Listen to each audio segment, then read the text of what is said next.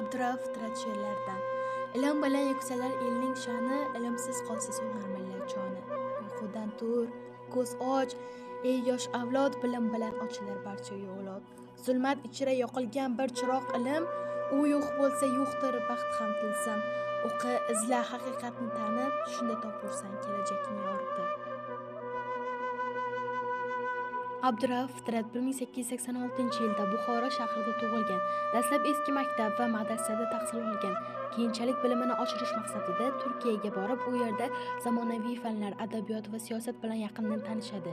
Fitrat jadidchilik harakatining faol vakili bo'lib, xalqini ilm-ma'rifatga chorlash, jamiyatni isloh qilish g'oyalarini targ'ib qilgan.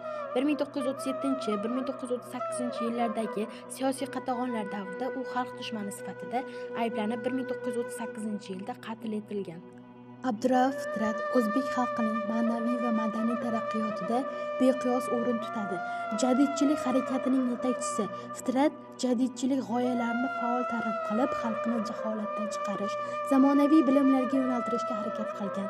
Milliy uyg'onish ramzi u o'z asarlarida millat taqdiri, erkinlik va mustaqillik masalalarini ko'targan. Bu g'oyalar o'zbek xalqida milliy ongining shakllanishiga kuchli ta'sir ko'rsatgan.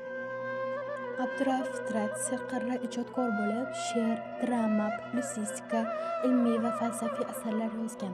Asarlarining asosiy yo'nalishlari vatan va millat taqdiri, ilm, ma'rifat va tarbiya, erkinlik, adolat, taraqqiyot, qadriyat va an'analarni yangicha talqin qilish.